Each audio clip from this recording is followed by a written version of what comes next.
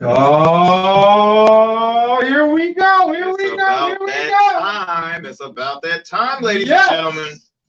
Another edition of Viewpoint, the show where you talk And We Listen. You are joining. I'm your host, Arrington Gavin, alongside my co-host and friend, Mr. Clarence Khalil Neely. Clarence. How you doing, sir? Man, I'm doing fantastic, brother. By God's grace.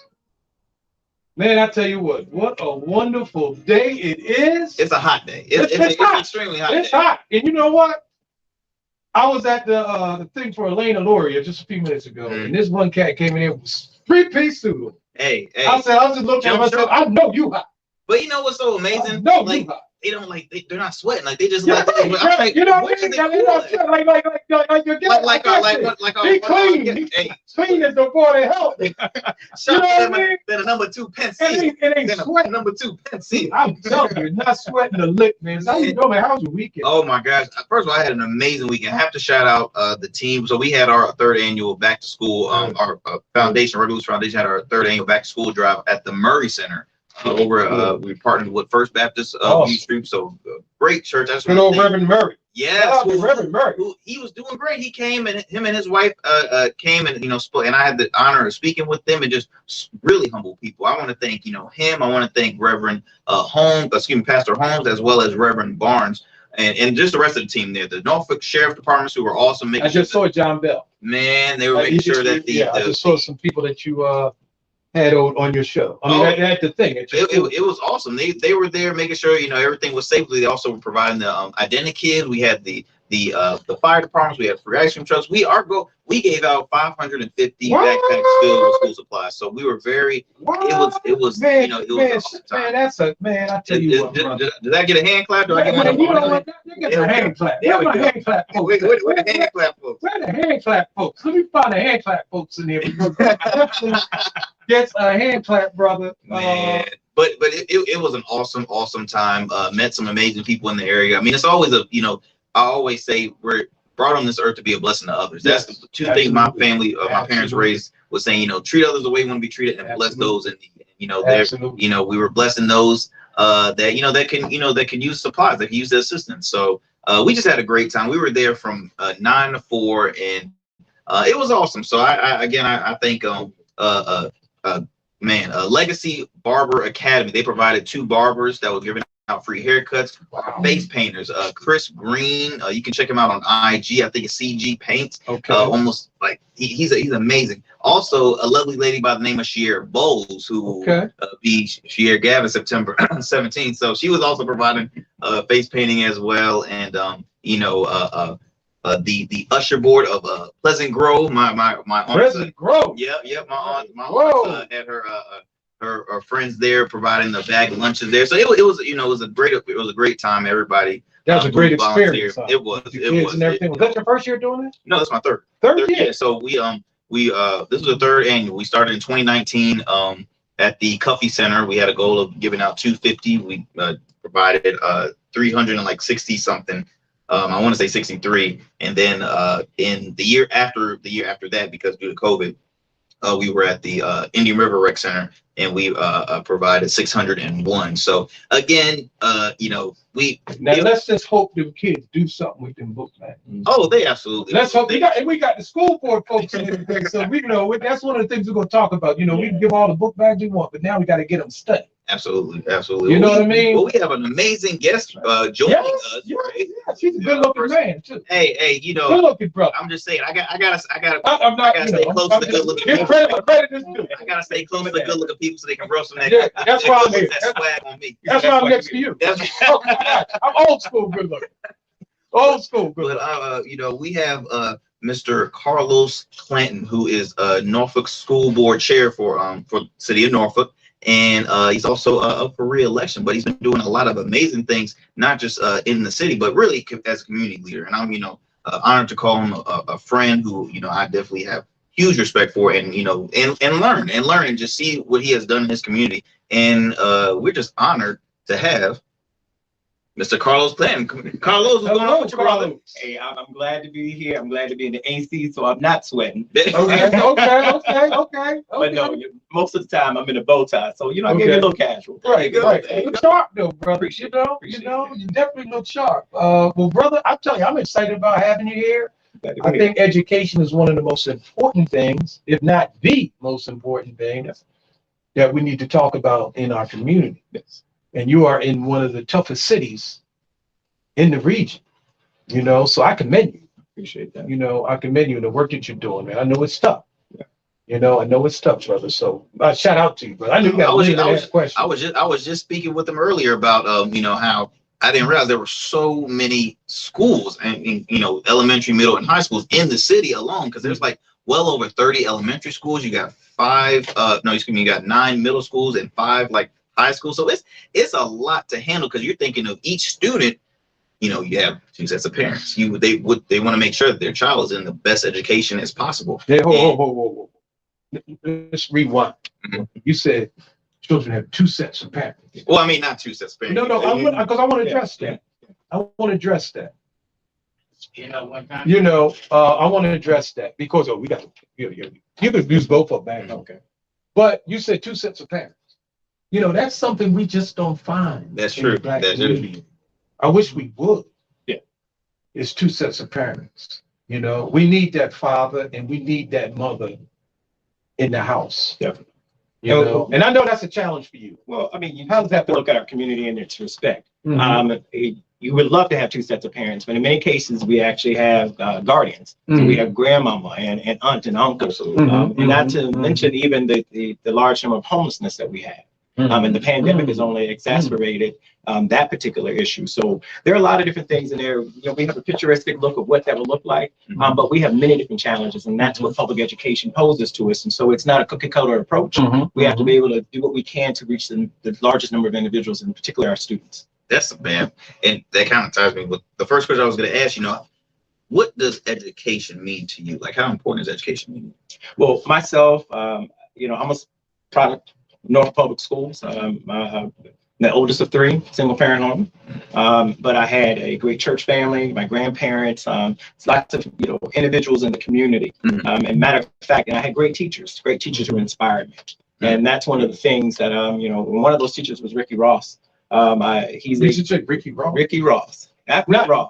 But Ricky Ross. Not the big Rick Ross. Not what we're talking about. The real Rick Ross. Not Ricky Rose. The real Rick Ross was a big drug dealer. Not at all. Did y'all know that?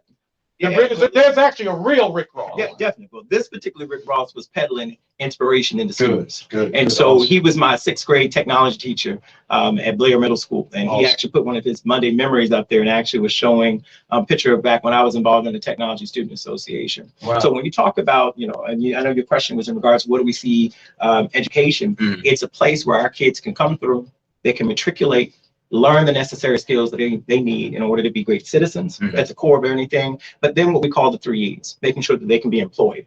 When our students leave Norfolk Public Schools, that they not only get a diploma, but they can also gain accreditation and certification so they can go to employment. Or they can be enrolled. Whether or not they want to go to a 2 or a 4-year institution to continue their education, we prepare them for that. And the last thing is that I don't hear a lot of talk about is being enlisted. There are some who want to go into military service, and that's an honorable thing. So when I really kind of look at what does it mean for Norfolk Public Schools, making sure that our students, when they leave 12th grade, walk across that stage, they have opportunities. And we've done everything that we possibly could to prepare for it. That's awesome. That is awesome. Wait, did you attend college? I did. Which one? I went to Norfolk State my freshman year. Norfolk State. Yeah, I was freshman class president, but I went across the water, across the street a little bit down at the Old Dominion. And finishing my degree there in training. But yeah, I went to school here, but I also went to the Governor's School for the Arts. So I'm chairman of the board for Norfolk Public Schools, but I'm also chairman of the board for the Governor's School for the Arts. Wow. So my trajectory coming out of high school was to be a world famous opera singer. Oh, really? He can sing. He can sing. He can sing. Rewind. He can sing. You sing? My first love is gospel music. Is it really? Oh, you're at the right place. I'm at New Calvary Baptist Church. Oh, yeah, I know Earl. You know Earl Bynum? He was here last week. Yes, he was here last week, man. I tell you what, I wish I could sing. If I could sing, I'd be one dangerous black. What? You think Luther Vandross is there? My God. Man, that's that's a gift, though, brother. Do you sing? I mean, I do. like, Every on church and Sunday, stuff? I'm at New Calvary Baptist Church, part of our praise and worship team there. Good. I'm full gospel. I'm on 4 albums with them. Yeah. So so my thing is that all kids, no matter where they are, whether it's technology, whether it's music, all of our kids have an opportunity to be able to learn and to come out and be great.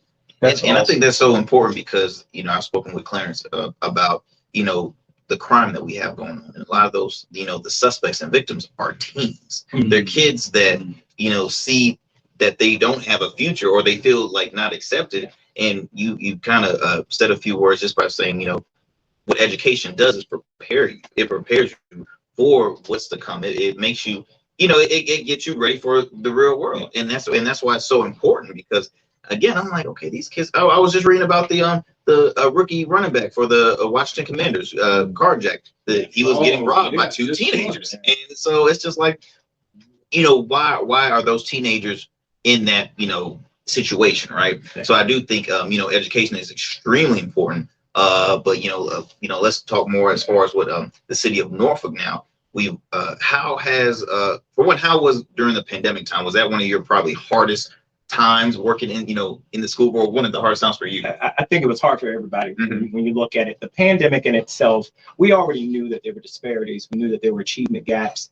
We knew that there were inequalities in respect to who had access to things and who didn't. And if I can just take a moment to kind of set it up for you.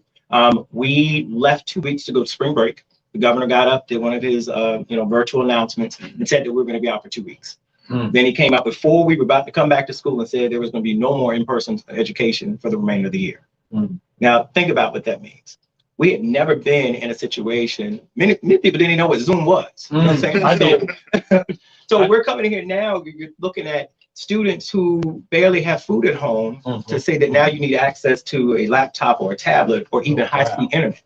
And so we had to jump into gear. We had to jump into high gear, preparing packets for students who didn't have access while we were trying to get things together to be able to make sure that they could have access. And what I can say is that our superintendent, our administration, and our staff, within 2 months, every student who needed to have access to a laptop or an iPad or be able to have high-speed internet, our child nutrition services made sure that every child had 3 meals a day and meals on the weekend. Wow. We served over 2 million meals alone last year. Because we know that that's a barrier. If a child is hungry, they're not ready to learn. They're thinking about all these other things. So we also have to look at it that public education is also a place, it's a microcosm of the community. So when you were talking about, some of the carjackings and things like that, and what's going out in the community seeps into public schools. And so that goes into a whole nother thing. We can do our part in public education to educate, to provide the lessons, to move those things in there. But at the end of the day, it's going to be an entire village. It takes the community, it takes parents, it takes individuals who are caring to be mentors. It takes the faith-based community to be able to come in and to support our children. And so when we looked at coming out of the pandemic, and that's really what we are. Last year gave us 100% of students who were able to be in person. So, you look at academics in the respect of where our students, and I talked about, we were going in, we were still trying to get up there. Well, those gaps got larger during the pandemic because now we're trying to tell you got to learn virtual. Wow. So now I may be a student who wanted to be in the classroom with the teacher, and then we also had our teachers to teach concurrently. Now, what does that mean? That means that you were sitting in the classroom on a Zoom where you may now have students in the classroom with you, and as well as students that were home. So it was a whole lot of new things that we were working together to try to do. But I think when we came out of that, we're better for it. I think that we were able to address a lot of different needs, and we're moving on a trajectory. And just like I said on News Channel 3 yesterday, when I was doing an interview with them, we're not where we want to be, but we know where the goalpost is, and we're moving in the right direction. So in a sort of way that the pandemic was a blessing and a curse, because, finding the different learning needs, like, I myself had I never addressed it as a learning disability, but just like a learning curve. I follow work differently than than my classmates. And I remember like it was yesterday seeing my dad, because my dad's an educator for Norfolk Vocational School. Firefighter. Yep. And I saw his little stand with the lights and everything. I'm like, oh, this man think he on CNN and everything. In studio, but I spoke to him about it, like, how are your students, learning from it, or some of them, understanding better, remote or in person. And it was always a struggle because, again, there's distractions. There's especially when you're home. I mean, the one thing I always can't stand, I'm bad at working out at home because I get distracted very easy. So just imagine you're trying to learn everyday stuff, at home. It's very difficult. So I congratulate all the, the educators and the students that, survived that, that period. But now let's talk about safety. I was just going to say that. That was my next thing. And maybe I didn't want to take your thunder just then, but because that's kind of like my wheelhouse is security and safety. But what plans do you have for, maybe extra protection mechanisms?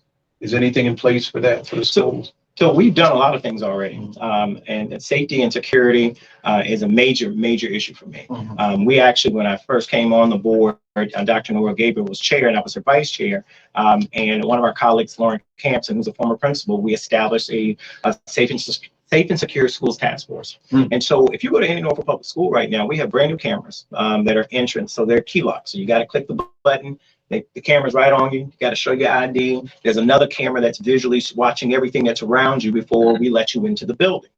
But there's also, and there's many different individuals who are on different sides of this when we talk about the school resource officers. And there's some theories when you look out there and in some other communities where you don't have strong community policing, where they say that that SRO officers add to the school to prison pipeline. But I can tell you that our school resource officers are coaches. They're tutoring. They're affiliated with the community. They're engaged. It's a relationship. And there's also this misconception that school resource officers do discipline. No, that's why we have school security officers. They are a deterrent inside the building. Now imagine this. If we had an active shooter or someone who came to a building, would you much rather have a school resource officer there who can get on walkie-talkie, who can call in back up to the school, or go to 911 and have to go through that process and then somebody else get there? Right. Or have a school resource officer who's there being able to get play-by-play of what's going on and how to get to the individual.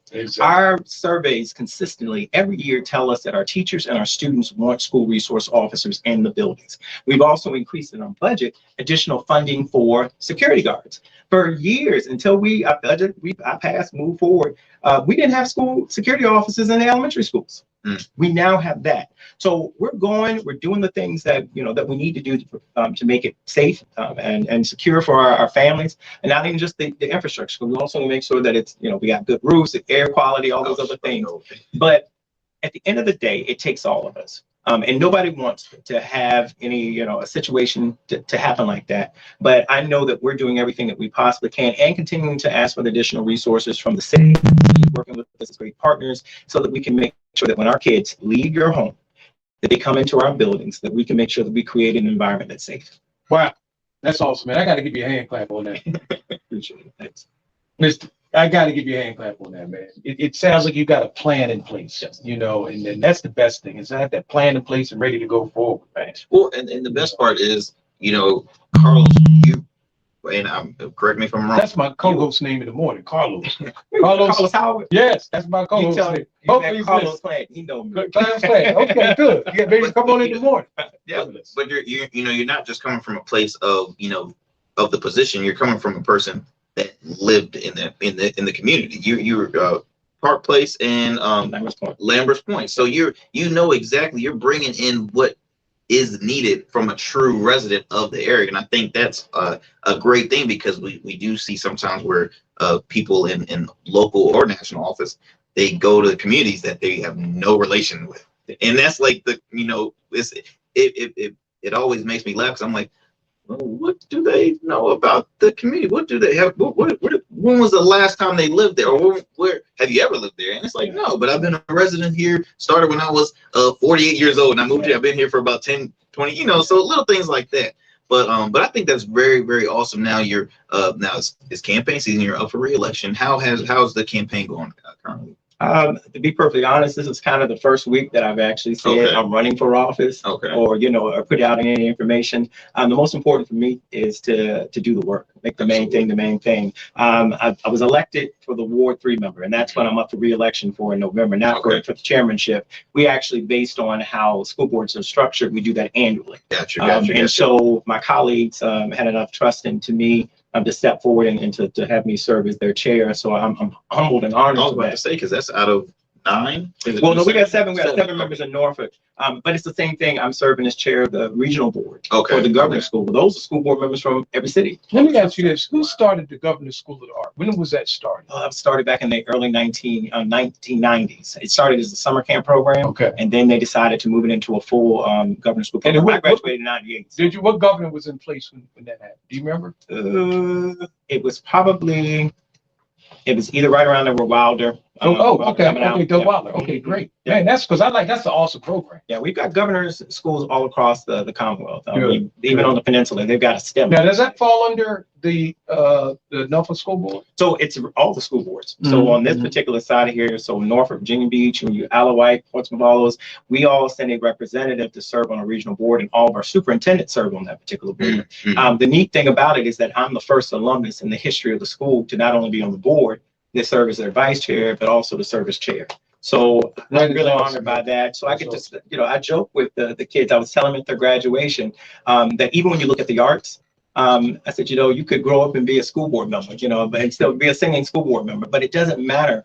The arts, the being able to have technical skills, all those different things help to create great citizens and great people because it allows you to use both sides of the brain. It allows to challenge you, use your critical thinking. And so being able to offer opportunities. And that's one of the things that I want to kind of show in there. I've really been pushing. And I think that we're at the cusp of moving this forward. I've always said that we have to change the way that we teach and the way that we introduce education. And I'm a huge proponent of career academies. And that is, you think about it, when you went to high school, and you knew you just had to do this. You had to take geometry, you had to take all these classes and all these and so forth. But you didn't really understand what the end goal was. Maybe your mom or your dad had told you what you were going to be. But I'm really focused on capturing kids young, exposing them to opportunities so that they come out of the 8th grade. And I'll give you a perfect example. If a child says, I want to pursue criminal justice. Get them that criminal justice course, work with the science, that's math, the English, the social studies teacher. So when that kid goes to math class, or particularly geometry, now they have an understanding of why I'm taking geometry, because in order to solve that crime scene, you may need to show geometry to be able to do that. So we got to make things relevant for the generation that we have right now. I love the way you said that. That is needed. That is so needed. Relevant to what you want to do when you get out. There's a lot of students, I see guys working at, Walmart with master's degrees. Yeah. And and that's something that I'll be as a guidance counselor, we need to focus in on more. So you put it on the thing that you love to do, that you're passionate, like media, get in the radio. Might not pay that much money, but hey. But it's the learning, and that's my thing when it comes to, in universities. I'm like, man, I'm, here struggling with this class that has nothing to do with the phone lines for this young man. You said what? The phone line 757-624-9723. If you're out there, you want to talk to Mr. Clanton about his all the different opportunities, I guess you could say, in the Norfolk school system. But my God, man, you really got it together. Well, we're trying, but I will say, no, you're not trying. You're doing. See, I get him out of that. Saying trying. Trying means the errors in your effort. Exactly. But I will say this, and this, those who are listening can hear this more, that the number one resource that we have educating our students are the teachers in our classrooms. And we know that our teachers have dealt with compression, they've dealt with salary changes. I'll tell you, in the Commonwealth of Virginia, it's constitutionally mandated that we're supposed to fully fund public education. But when you start getting into SOQ and the standards of quality, they only fund certain teachers. The rest of that falls on the localities. And so when you start looking at all these news stories and all these things out here about, how many teachers are leaving the profession or protesting. I just read something. I forgot which state or city. I think it was Columbus, Ohio. It sure was. But it's all about being respected. And you think about it, in so many other countries outside of America, teaching is one of the highest professions. It's the most honorable, most noble. But we don't give it the respect that it needs. And it needs. And that's one of the things that I know that myself and other colleagues on my board are fighting for each and every day. We're working because we can't generate money. So in other words, we can't generate tax base. All we can do is ask for a budget. We have to work with city council. We have to work with our state legislators. We get some funding from the federal government.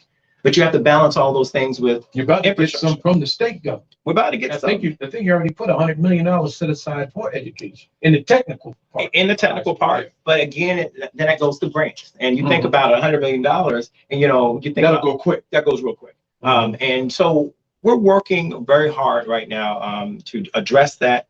And I think that the steps that we did this year as a board really began to show that we were making progress. We had a lot of other school divisions, you talked about losing a lot of teachers. Well, we were able to, I think it was about 87.2% of retention of our teachers there, because we're trying to do what we need to do. And that's what we do from a board level. We hire a superintendent, we hire great staff, but most importantly, we've got to make sure that our staff know that they're appreciated. And so those who may be listening, I appreciate you. And I tell folks, my mantra has always been student-centered, teacher-inspired. Awesome, man. I tell you what, you got another guest coming in too. We have another guest. Right. I see him back there. Man, I tell you what, brother, let's get him prepared for your next guest, Brother Clanton. Yes. You stick around for us, please. I will. A little bit. You know, we got some pictures to take. We got some more conversation. Yeah, I'm gonna bring another chair in here. So just stick around, and we're gonna get our other guests in. Yes, yes. But in the meantime, we're gonna listen to a little bit of Earl Bobby. There we go. Hey, Earl.